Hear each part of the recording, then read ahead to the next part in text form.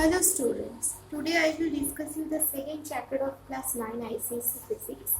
The name of the chapter is Motion in One Dimension Unit 1 and the topics to be covered, number 1 is rest and motion, number 2 rest and motion are relative terms, number 3 scalar and vector quantities, number 4 distance and displacement, number 5 speed and velocity, and number 6 acceleration. So first I will discuss what is rest and what is motion. Now look at this picture. In this picture, this is an inside picture of a room.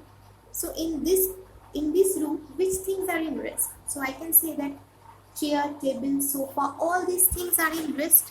Why I am saying that all these things are in rest?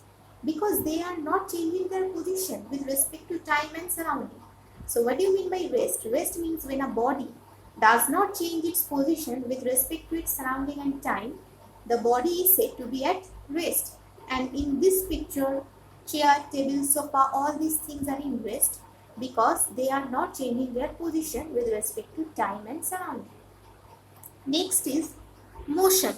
What do you mean by motion? Motion means when a body changes its position with respect to its surrounding and time, it is said to be in motion. Now look at this video. In this video, the blades are in motion because the blades are continuously changing its position with respect to time and surrounding, and the blades are continuously moving, so that we can say that the blades are in motion because it changes its position with respect to its surrounding and time. Next is one-dimensional motion. I think all of you have understood what do you mean by rest and motion. Motion means when a body changes its position with respect to its surrounding and time. And what do you mean by one-dimensional motion? One-dimensional motion means when the motion occurs in a straight line or in a particular direction. So in this video, you can see the car is moving along a straight line. So this type of motion is called one-dimensional motion because the car is moving along a straight path or in one particular direction. That's why it is called one-dimensional motion. So one-dimensional motion means when the object changes its position in a straight line, that is in one particular direction, is called one-dimensional motion. An example, a car moving on a road, throwing a ball straight up, etc. Next is rest and motion are relative terms. Why rest and motion are called relative terms? Because they depend upon the observer. How?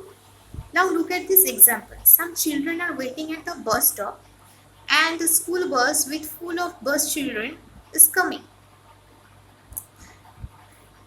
Now with respect to each other, the bus children are in rest. But with respect to the children who are standing at the bus stop, the bus children are in motion. So for one set of observer, the bus children are in rest, and for another set of observer, the bus children are in motion. So that's why rest and motion are called relative terms because it depends upon the observer. Next is physical quantity. Physical quantity means any quantity which can be measured, like length, breadth, height, mass, any quantity which can be measured. And physical quantity is of two types. Number one is scalar quantity and number two is vector quantity. Scalar quantity is a quantity which can be expressed only by its magnitude. Like length. Suppose the length of the box is 10 meter. 10 is the numerical value and meter is the unit. So scalar quantity can be expressed only by its magnitude. Like length, breadth, height, all these things can be expressed only by its magnitude. So all these quantities are called scalar quantities. And what do you mean by vector quantity? Vector quantity is a quantity which has both magnitude and direction, like velocity, displacement, etc.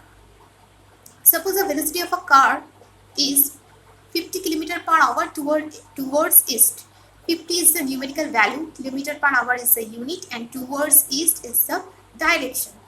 So for expressing a vector quantity, we need numerical value, unit and direction. For scalar quantity, only magnitude is required, and for vector quantity both magnitude and direction is required. So this is the difference between a scalar quantity and a vector quantity. So today we have discussed about rest and motion. Rest and motion are relative terms, one-dimensional motion and physical quantity. In my next class, I will discuss the distance and displacement, speed and velocity, and acceleration. Thank you.